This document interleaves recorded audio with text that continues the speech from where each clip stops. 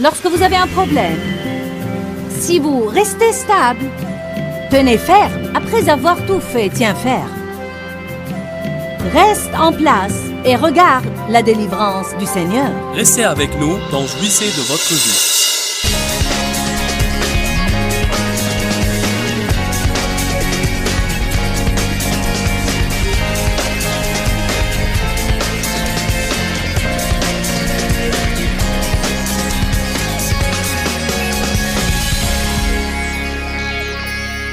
Esprit, bouche, humeur, attitude. Matthieu 12 nous dit que ce qui est dans notre cœur ou dans notre esprit va finalement sortir par notre bouche. Et je crois que nous pouvons aussi dire que ce qui est dans notre cœur affecte nos humeurs. Nos pensées affectent nos humeurs. Nos pensées affectent nos attitudes.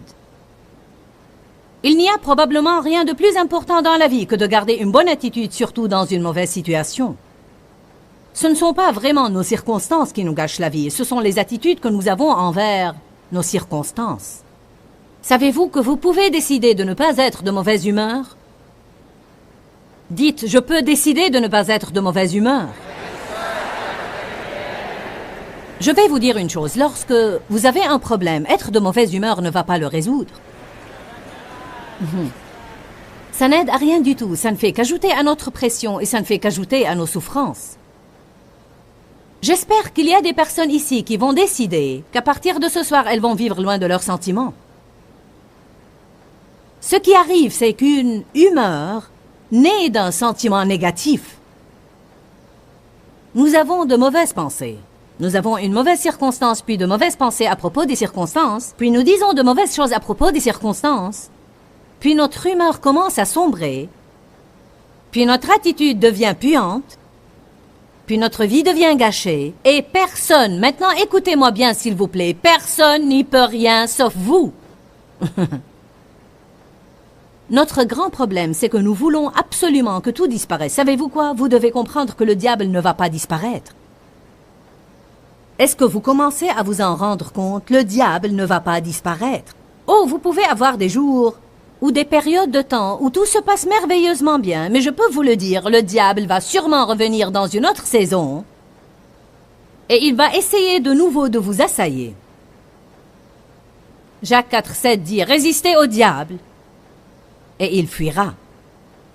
Luc 10,19 dit « Voici, je vous ai donné le pouvoir de marcher sur les serpents et les scorpions et sur toute la puissance que l'ennemi possède et rien ne pourra jamais vous nuire. » J'ai vu une chose dans ce verset à laquelle je n'avais jamais fait attention auparavant. Il ne dit pas simplement « Voici, je vous ai donné le pouvoir ». Il dit « Voici, je vous ai donné le pouvoir de marcher sur ». Vous pouvez en déduire une chose. Cela veut dire marcher sur, faire des démarches, prendre des mesures. Nous lisons ces choses parfois et nous pensons, si Dieu m'a donné le pouvoir, alors pourquoi j'ai tous ces problèmes? Mais il dit, il t'a donné le pouvoir de marcher sur, de marcher, de prendre des mesures, de résister. Savez-vous quels sont les problèmes de beaucoup de gens? Ils ne veulent rien faire. J'aurais aimé me sentir mieux et me sentir différent. Et je veux que le diable me laisse tranquille. Non, vous avez le pouvoir de marcher sur. Vous avez le pouvoir de fouler. Vous avez le pouvoir de prendre des mesures, mais rien ne va arriver si vous ne faites rien. Lorsque vous sentez que votre humeur sombre, vous pouvez crier à haute voix. Je n'ai pas dit chante, mais sombre. Lorsque vous sentez que votre humeur sombre, vous pouvez crier à voix haute. Je ne vais pas être de mauvaise humeur. Vous dites, à quoi cela servirait-il? Ça va faire peur au diable. Il ira importuner quelqu'un d'autre. Mais que disons-nous quand nous sentons notre humeur sombrer? Je suis de mauvaise humeur. Est-ce que je dis la vérité? Je me rappelle que pour tant d'années, je me réveillais un matin et j'étais de bonne humeur. Dieu soit loué. Ma famille était heureuse quand ces jours arrivaient.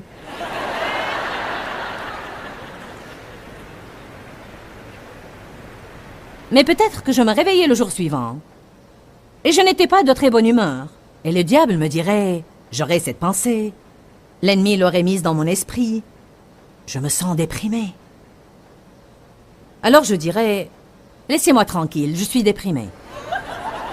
J'étais si reconnaissante, éternellement reconnaissante, quand j'ai commencé à étudier la parole de Dieu et que j'ai découvert que je n'étais pas obligée de suivre mes sentiments. Mais par la force du Saint-Esprit, je peux vivre de l'autre côté de mes sentiments. Il n'y aurait ni liberté ni délivrance si nous ne passons pas outre la douleur des sentiments. Il n'y aurait pas de liberté si nous ne passons pas outre la douleur des sentiments. La plupart des gens s'arrêtent à la douleur de ce qu'ils ressentent, et soit qu'ils reculent et retournent à la place où ils étaient, soit qu'ils restent à leur place sans aller plus loin. Mais vous devez persévérer et vous devez passer outre. Vous devez passer outre cette douleur. Persévérer et passer outre. Mais vous allez avoir à pousser toute votre vie. Et vous allez avoir à résister. Qu'est-ce que nous avons dit la veille? Tous les combien devons-nous rejeter les mauvaises pensées? Chaque jour, jusqu'à ce que Jésus revienne. Quotidiennement, chaque jour, jusqu'à ce que Jésus revienne. Le diable a essayé de me harceler beaucoup. Ici, au Canada. Ce n'est pas extraordinaire. Quand je vais quelque part pour innover dans le domaine spirituel, je ferai bien de retrousser mes petites manches spirituelles et de me préparer parce que les démons vont surgir pour essayer de me dire « Cela ne va servir à rien, tu as les messages inappropriés. Ceci est faux, cela est faux, une autre chose est fausse. » Vous devez juste dire « Taisez-vous, je vais le faire. Je vais faire ce que Dieu m'a appelé à faire. » Amen. Vous devez passer outre et vous devez persévérer. Humeur, humeur et attitude. Je suis arrivée à un point dans ma vie, et je crois que peut-être il y a certaines personnes ici et d'autres qui regardent ce programme à la télé. Je suis arrivée à un point dans ma vie où j'étais affamée de stabilité. Je ne voulais pas être dans une chose un jour et une autre le lendemain. Je ne voulais pas ne jamais savoir comment je vais être, jusqu'à ce que le diable me le dise. Je voulais la stabilité. Pourquoi pensez-vous qu'on dit que Jésus est le rocher? Parce qu'il ne change jamais. Jésus-Christ est le même hier, aujourd'hui et éternellement. Nous sommes censés l'imiter. Dieu doit pouvoir compter sur nous. Les gens doivent pouvoir compter sur nous. Pour être franche, si jamais nous voulons avoir le moindre respect de soi, nous devons pouvoir compter sur nous-mêmes. Ce n'est pas une bonne façon de vivre de ne jamais savoir ce que vous allez faire d'un jour au lendemain et d'avoir à attendre pour voir comment vous allez vous sentir. Quel commentaire stupide ça ferait si quelqu'un disait « Peut-être ce soir en retournant, vous allez assister à la réunion du matin? C'est la dernière réunion, je ne sais pas quand Joyce reviendra. Hey, viens avec moi, je vais attendre pour voir comment je vais me sentir. » Vous n'allez pas être là parce que le diable va faire en sorte que vous n'ayez pas envie de venir. Vous aurez envie de vous étendre pour regarder des dessins animés et manger des beignets. Bien sûr que vous n'aurez pas envie de vous lever tôt, conduire jusqu'ici, payer pour le parking, entrer dans l'immeuble, vous asseoir, prendre une bonne partie de votre samedi pour écouter la parole. Mais si vous faites ce dont vous avez envie, si je fais ce dont j'ai envie, je vais être détruite. Je pourrais tout aussi bien écrire détruite en travers de ma vie si je vais suivre mes sentiments. Il s'agit du choix. La chose intéressante, c'est que quand nous cessons de nous incliner devant nos sentiments, la chose devient plus facile. C'est comme l'exercice physique. Au début, il est très difficile, vous avez très mal, et vous devez vous efforcer de le faire. Puis après un moment, ça ne fait plus mal, et croyez-moi, ce n'est plus aussi difficile qu'avant. C'est la même chose quand vous commencez à dire « Je ne vais pas marcher selon mes sentiments ». Voyez, même si vous vous énervez contre quelqu'un, vous pouvez vous discipliner pour continuer à lui parler, bien que vous ne le veuillez pas. Le savez-vous? Bien que vous n'ayez pas envie d'aller faire la paix avec lui, vous pouvez vous discipliner pour le faire. Et vous pouvez le faire pour Dieu. Même si vous n'allez pas le faire pour quiconque, vous pouvez le faire pour Dieu. Nous ne sommes pas obligés de vivre selon nos sentiments. Vous pouvez vous sentir de 100 façons différentes en 30 jours sur une même question. Vous pouvez avoir envie d'acheter une voiture lundi et ne pas avoir envie de la payer dimanche. Allez, j'étais affamée de paix. de paix dans ma vie et de stabilité dans mes attitudes.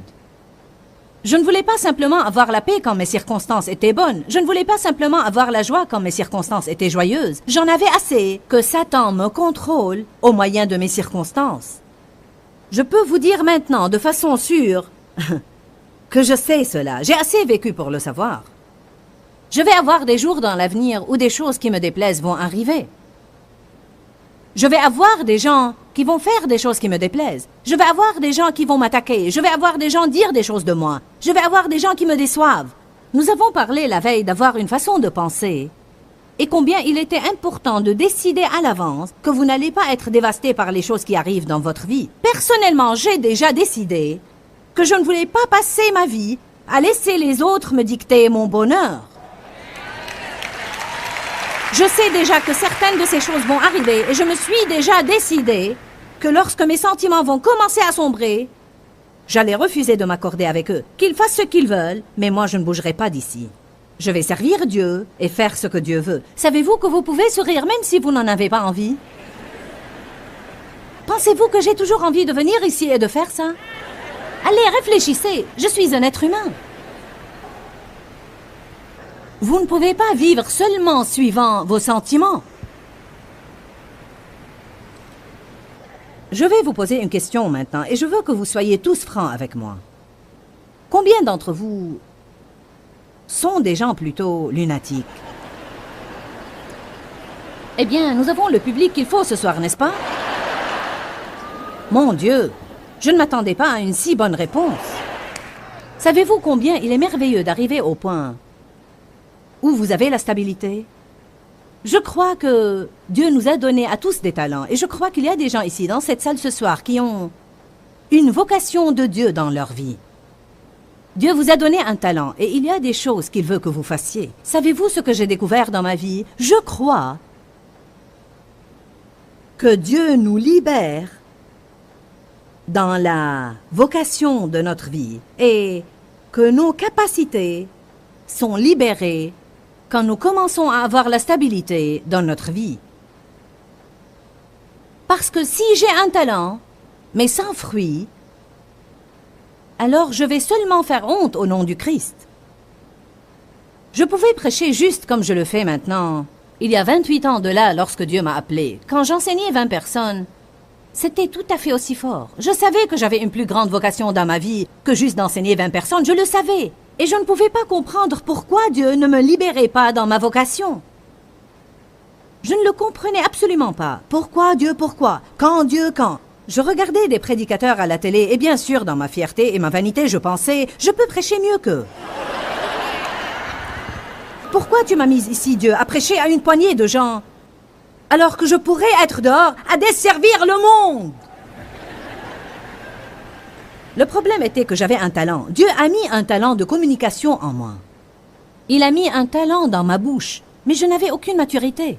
Je n'avais aucune stabilité. Dieu ne pouvait pas compter sur moi car je pouvais faire une chose un jour et une autre chose le lendemain. Je vous aime aujourd'hui et je vous déteste demain. Si j'avais envie de me disputer avec vous, je le faisais.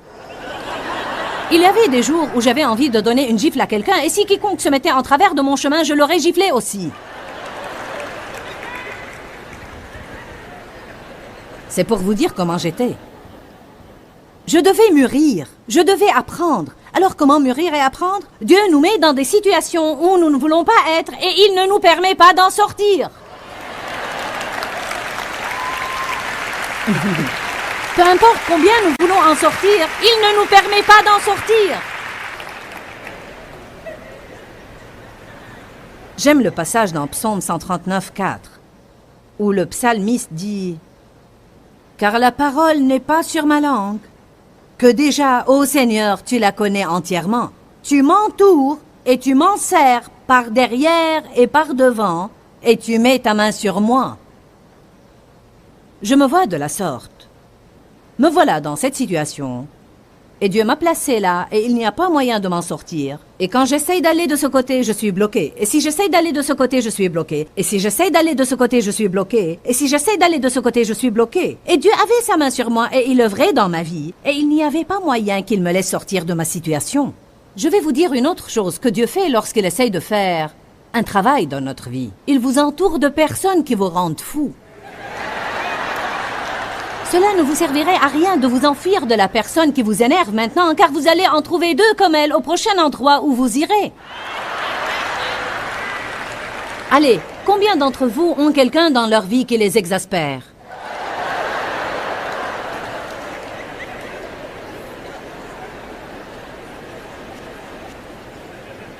Stabilité. Est-ce que quelqu'un ici est affamé de stabilité?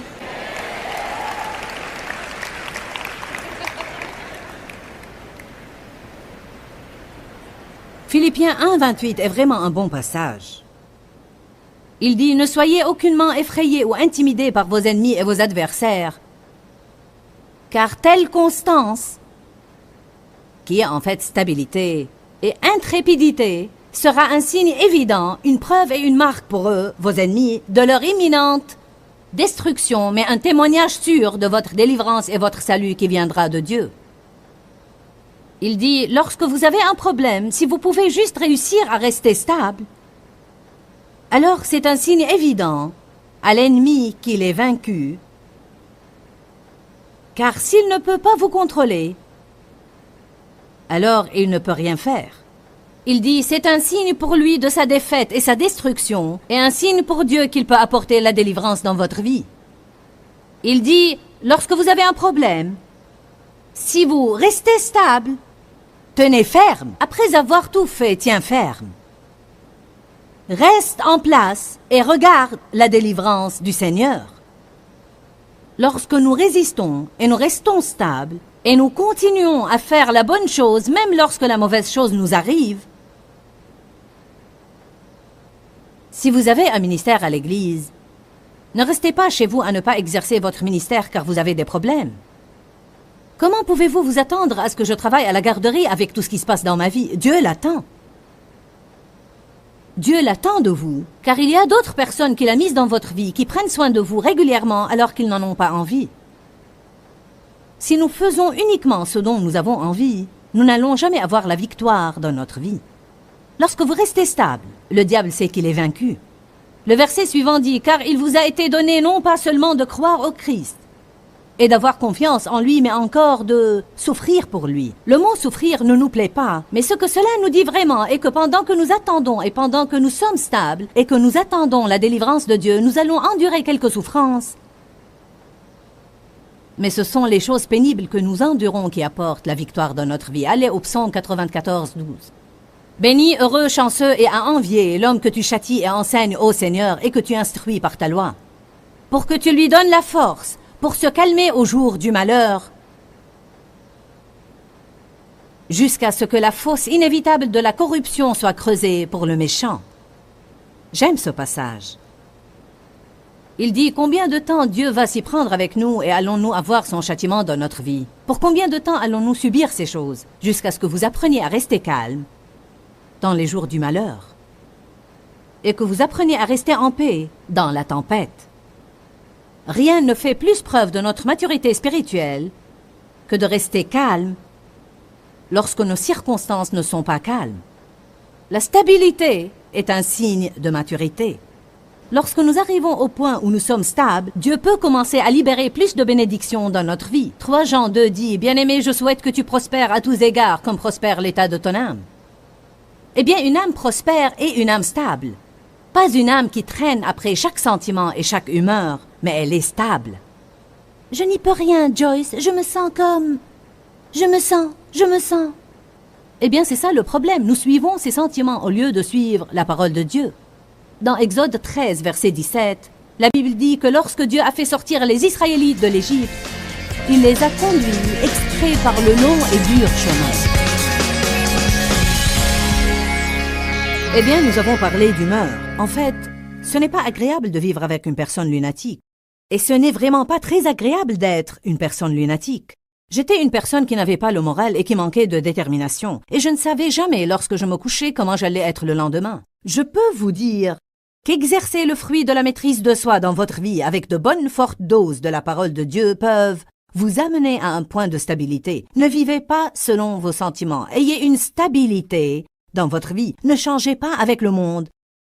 Mais changez le monde. Arrêtez de fuir les choses difficiles et rendez-vous compte que vous pouvez faire tout ce que vous devez faire. Je suis en train de parler à quelqu'un en ce moment. Écoute-moi bien. Tu peux faire tout ce que tu dois faire en ce moment même. Tu peux le faire. Dieu va t'aider. Il dit, ne crains point. Je ne te délaisserai point et je ne t'abandonnerai point, mais je serai toujours avec toi. Je veux que tu le crois. Je le répète. Quelqu'un qui nous regarde a vraiment besoin de recevoir cela. Tu peux faire quoi que soit ce que tu es supposé faire. Celui qui est en toi est plus grand que celui qui est dans le monde. Dieu est ta force. Il est la force de ta vie et il va t'aider à faire tout ce que tu dois faire. Ne crains point. Ne laisse pas le diable assailler ton esprit et te convaincre que tu ne le peux pas. Crois que tu le peux. Pourquoi, Seigneur, pourquoi? Dans ce livret, Joyce Meyer nous enseigne à travers la parole comment être délivré de la confusion. Pour obtenir ce livret gratuitement, écrivez-nous à Joyce Meyer, boîte postale 40095-6300, Larnaca, Chypre.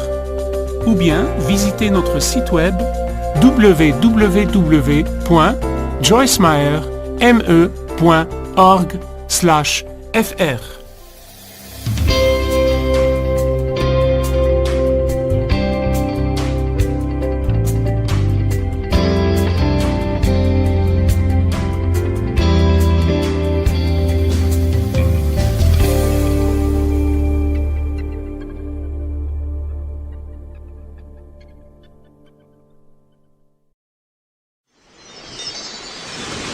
Je vous dis que Dieu vous a oint pour affronter et passer à travers.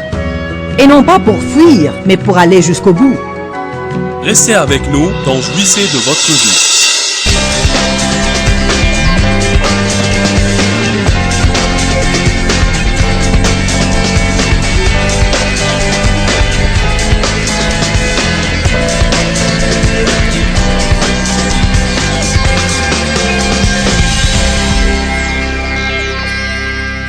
Quand je vais vous parler d'humeur, ne dites pas « Eh bien, je n'y peux rien, tu ne sais pas comment je me sens ». Si tu savais comment je me sens, Joyce, tu n'aurais pas prêché ce message. Tant que quelqu'un fournit cette excuse, nous n'allons jamais nous libérer. Je sais que ce n'est pas facile, je n'ai pas dit que c'était facile, je n'ai pas dit que c'était agréable, j'ai déjà dit que vous allez devoir souffrir, mais que c'était possible par la force de Dieu, car il nous a donné le pouvoir de marcher sur les serpents et les scorpions, et sur toute la puissance que l'ennemi possède. Nul n'a le droit de me dominer, hormis Dieu, et même lui ne va pas le faire si je ne lui donne pas le feu vert. Compris? Même moi, je dois dire à Dieu, fais ce que tu veux faire dans ma vie. Il est un gentleman et ne va pas forcer son chemin dans ma vie. Verset 6. Mais Abraham dit à Sarai, voici ta servante est entre tes mains et en ton pouvoir. Agis à son égard comme tu le trouveras bon. Alors Sarai la maltraita, l'humiliant et l'affligeant, et Agar s'enfuit loin d'elle. Verset 7. Mais l'ange de l'Éternel la trouva près d'une source d'eau dans le désert sur le chemin de Shur. Maintenant, vous devez comprendre qu'elle était dans une situation où elle était maltraitée et elle voulait s'enfuir. Je vous avais demandé plutôt si quelqu'un ici voulait fuir quelque chose dont il est censé s'occuper en ce moment. Si vous avez envie de fuir quelque chose, ce n'est pas si anormal que ça. Ça avait commencé à la Genèse. Alléluia. Je m'en vais d'ici. Je vais juste quitter. Nous voulons fuir notre travail. Nous voulons fuir notre mariage. Nous voulons fuir nos factures. Nous voulons fuir nos problèmes. J'ai envie de fuir la maison de temps à autre. Je disais parfois à Dave, tu sais, j'ai eu un de ces jours, Dave. J'ai absolument envie de fuir la maison aujourd'hui. De changer mon nom, d'avoir mon propre petit compte bancaire privé, d'aller dans ma voiture et juste de m'enfuir. Vous n'êtes pas obligé de vous enfuir simplement parce que vous avez eu une journée difficile. Amen. Parce que Dieu nous oint pour faire face aux problèmes et non pour fuir les problèmes. Vous êtes oint pour affronter. Vous êtes oint pour rester en place et regarder la délivrance du Seigneur. Vous êtes oint pour venir à bout et peut-être allez-vous souffrir en attendant, mais vous êtes oint pour vivre de l'autre côté de vos sentiments. Vous n'êtes pas contraint de vivre selon vos sentiments, vous pouvez avoir une stabilité dans votre vie. Amen. Bien, verset 8. Et l'ange de Dieu la rencontra et lui dit, « Agar, servante de Sarai, d'où viens-tu et où veux-tu aller ?» Elle répondit, « Je fuis loin de Sarai, ma maîtresse. » Et l'ange de l'Éternel lui dit, « Retourne. » Allez maintenant. Vous feriez mieux de ne pas vous enfuir, car peut-être Dieu vous fera retourner. Retourne. Que pensez-vous d'Élie quand il s'est caché dans la grotte? Avez-vous jamais envie de vous cacher?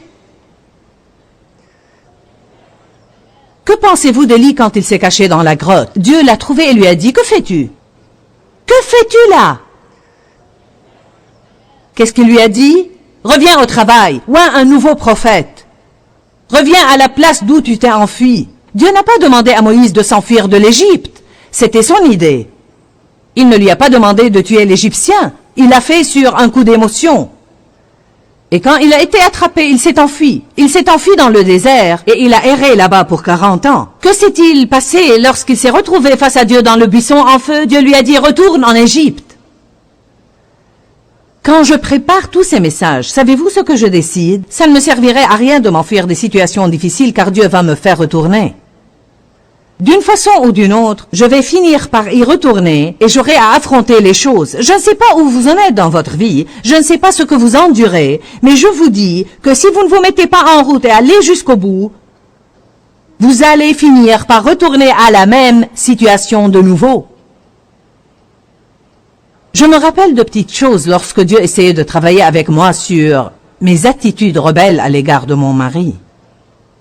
J'avais été maltraitée par l'autorité masculine et je n'avais pas une attitude soumise. Et ainsi, je répliquais à Dave et je discutais et je faisais la grosse tête. Et je savais que ce n'était pas bien, mais je continuais à le faire.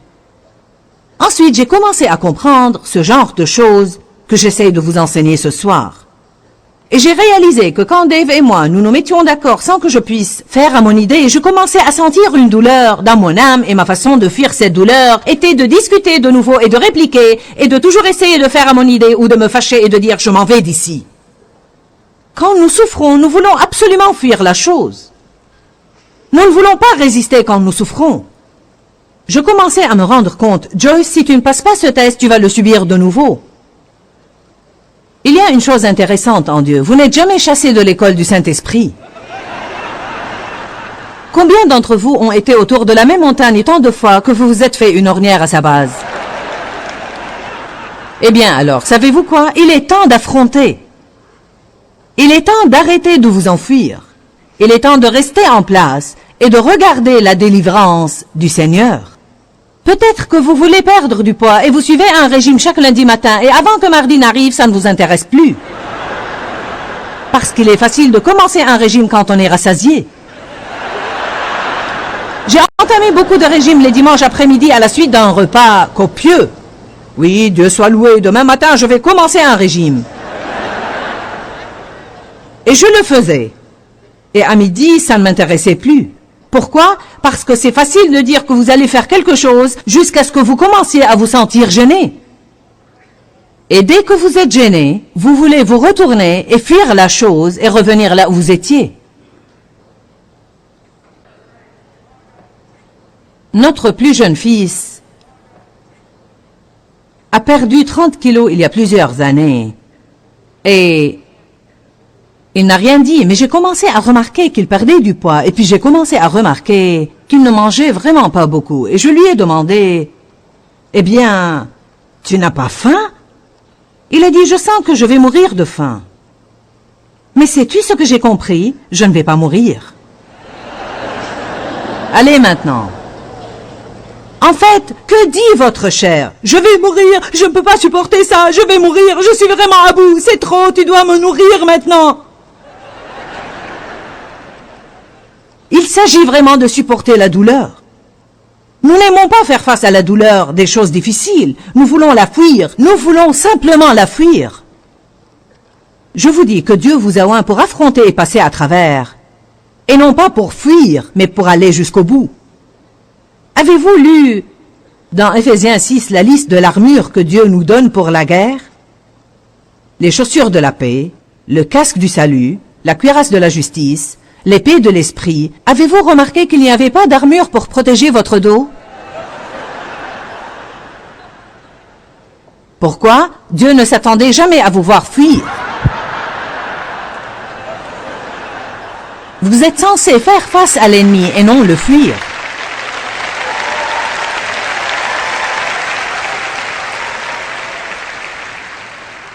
J'avais demandé plutôt si quelqu'un d'entre vous se sentait exploité, abusé et sous-estimé. Allez à Colossiens 3, je vais vous donner une réponse à ça. Mon message n'est pas compliqué ce soir. J'essaye de dire simplement, ne vivez pas selon vos sentiments. Ayez de la stabilité dans votre vie. Ne changez pas avec tout ce qui change dans le monde. Arrêtez de fuir les choses difficiles et restez vous-même.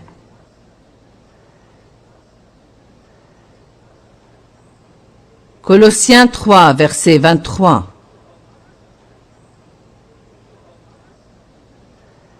Tout ce que vous faites, faites-le de bon cœur, du fond de l'âme, comme pour le Seigneur et non pour des hommes, sachant avec certitude que vous recevrez du Seigneur et non des hommes l'héritage qui est votre vraie récompense. Celui que vous servez en fait, c'est le Seigneur Jésus, le Messie.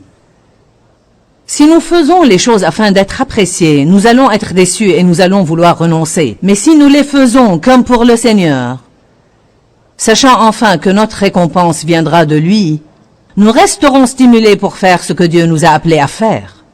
Tout ce que vous faites en ce moment, si vous sentez que personne ne l'apprécie, laissez-moi vous dire que Dieu l'apprécie et que Dieu vous voit. Tout ce que vous faites en secret, Dieu dit qu'il vous le rendra au vu et au su de tout le monde. Mais attendez votre récompense de Dieu et ne vous tournez pas vers les hommes pour cette récompense. Nous nous attirons des ennuis quand nous nous tournons vers les gens pour nous récompenser, au lieu de nous tourner vers Dieu. Si vous vous tournez vers Dieu, il se peut qu'il vous montre une appréciation ou qu'il vous complimente au moyen d'une autre personne. Mais si nous nous tournons vers des personnes pour l'avoir, Dieu est offensé et il les rend incapables de le faire. Je vais le dire de nouveau. Lorsque nous nous tournons vers des personnes, Dieu de nombreuses fois ne va pas les laisser nous donner ce que nous voulons parce que Dieu veut que nous nous tournions vers lui et non vers les gens. Nous nous attirons des ennuis lorsque nos yeux se tournent vers les gens. Nous devons garder nos yeux tournés vers Dieu. Eh bien, Dieu, j'ai si mauvaise conscience aujourd'hui. Je suis de mauvaise humeur, Dieu. Je sens comme si personne ne m'appréciait. Je suis fatiguée de faire des choses pour les autres sans que personne ne me dise jamais merci. Je vais te dire, Dieu, j'en ai marre. Je suis vraiment à bout. Et je ne voudrais plus le faire. Si personne ne va me traiter bien, je ne voudrais plus le faire. Ça a l'air familier pour quelqu'un? Je ne peux nullement continuer comme ça, Dieu. Je laisse tomber et je renonce. Combien de fois avez-vous laissé tomber dans votre vie?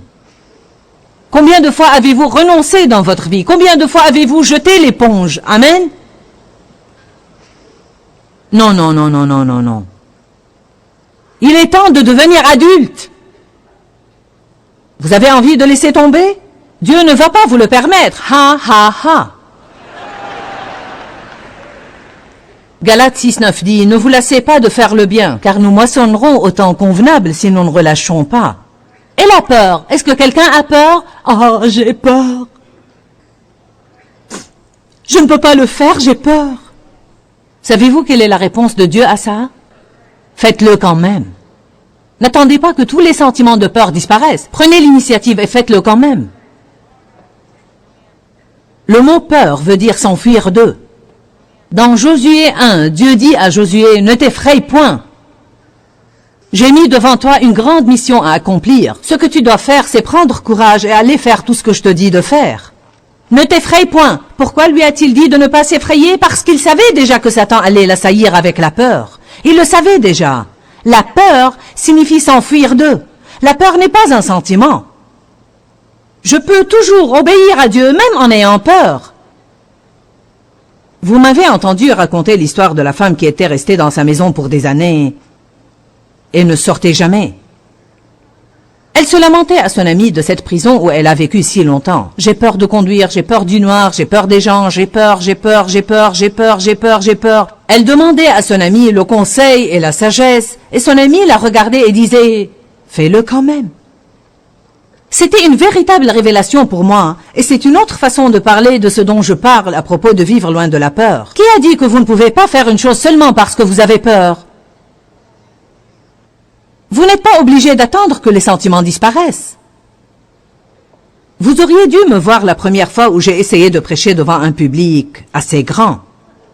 J'avais si peur, j'ai ouvert la bouche et rien n'est sorti. C'est difficile à croire, n'est-ce pas?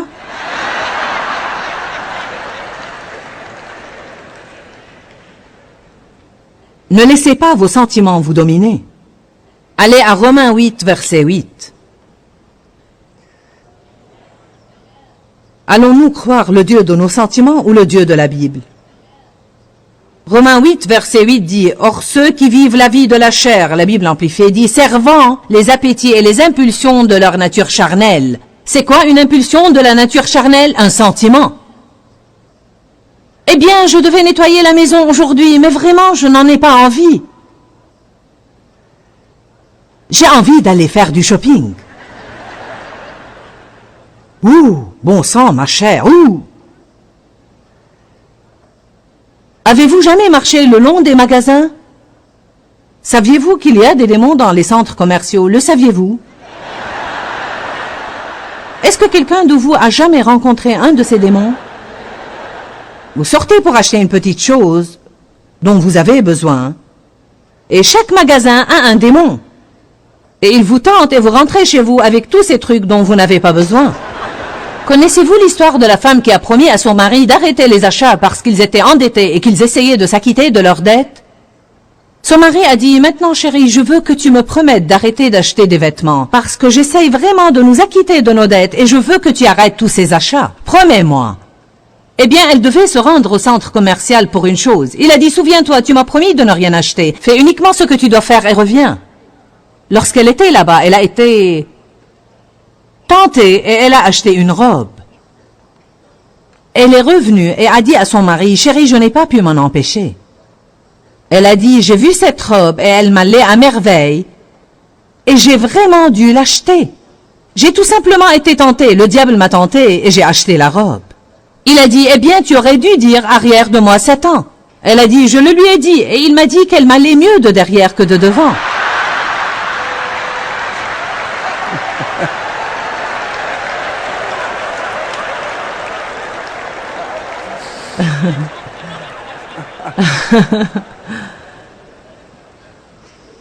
Un de ces démons des magasins l'a eu.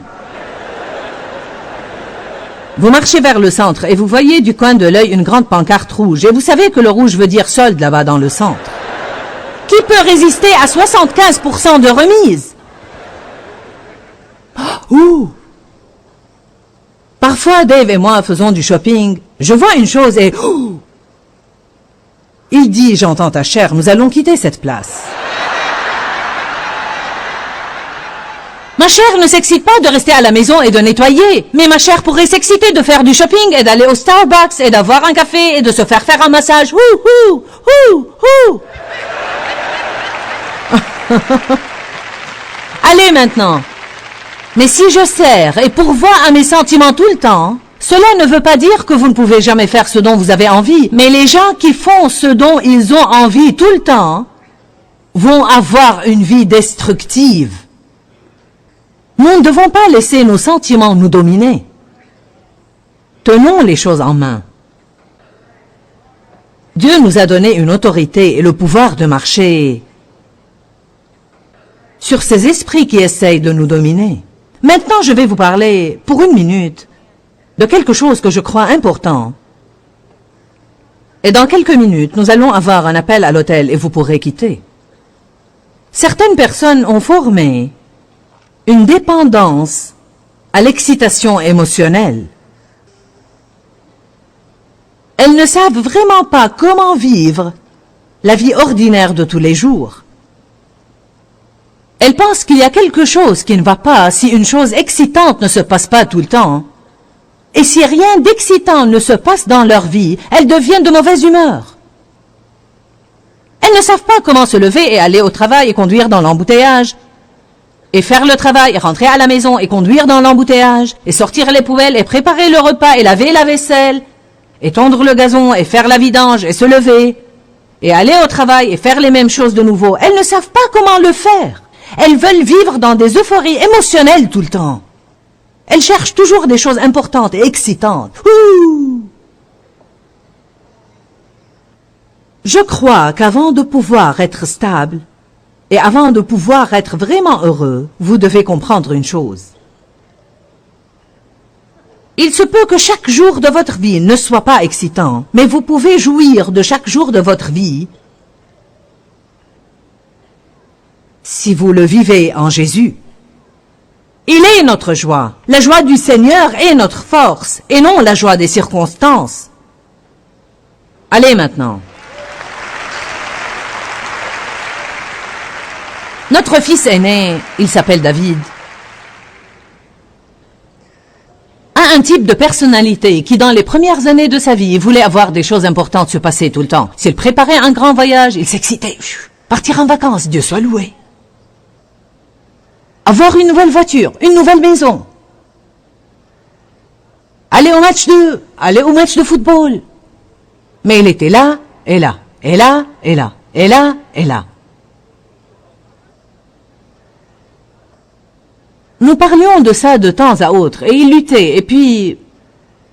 Le temps a passé, et je lui ai dit, « Comment vas-tu ces temps-ci? Es-tu heureux?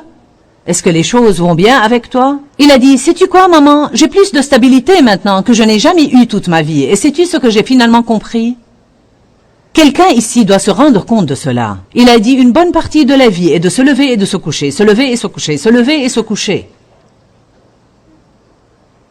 Je veux vous dire une chose.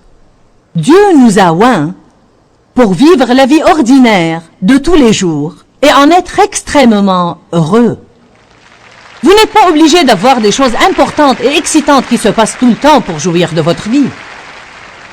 À dire vrai, même en tant que prédicatrice, parfois je sens, et je ne vais pas y céder, mais parfois, oui, parfois, vous pouvez même sentir la pression des gens qui veulent avoir des réunions importantes et excitantes tout le temps. Eh bien, nous avons parlé d'humeur. En fait, ce n'est pas agréable de vivre avec une personne lunatique. Et ce n'est vraiment pas très agréable d'être une personne lunatique. J'étais une personne qui n'avait pas le moral et qui manquait de détermination. Et je ne savais jamais, lorsque je me couchais, comment j'allais être le lendemain. Je peux vous dire qu'exercer le fruit de la maîtrise de soi dans votre vie avec de bonnes fortes doses de la parole de Dieu peuvent vous amener à un point de stabilité. Ne vivez pas selon vos sentiments. Ayez une stabilité dans votre vie. Ne changez pas avec le monde, mais changez le monde. Arrêtez de fuir les choses difficiles et rendez-vous compte que vous pouvez faire tout ce que vous devez faire. Je suis en train de parler à quelqu'un en ce moment. Écoute-moi bien. Tu peux faire tout ce que tu dois faire en ce moment même. Tu peux le faire. Dieu va t'aider. Il dit, ne crains point. Je ne te délaisserai point et je ne t'abandonnerai point, mais je serai toujours avec toi. Je veux que tu le crois. Je le répète. Quelqu'un qui nous regarde a vraiment besoin de recevoir cela. Tu peux faire quoi que soit ce que tu es supposé faire. Celui qui est en toi est plus grand que celui qui est dans le monde. Dieu est ta force. Il est la force de ta vie. Et il va t'aider à faire tout ce que tu dois faire. Ne crains point. Ne laisse pas le diable assailler ton esprit et te convaincre que tu ne le peux pas. Crois que tu le peux. Dis-leur que je les aime. Dans ce livret, Joyce Meyer donne une révélation de l'amour de Dieu pour nous. Pour obtenir ce livret gratuitement, écrivez-nous à Joyce Meyer, boîte postale 40095-6300 Larnaca, Chypre. Ou bien visitez notre site web www.joycemeyer.org/fr.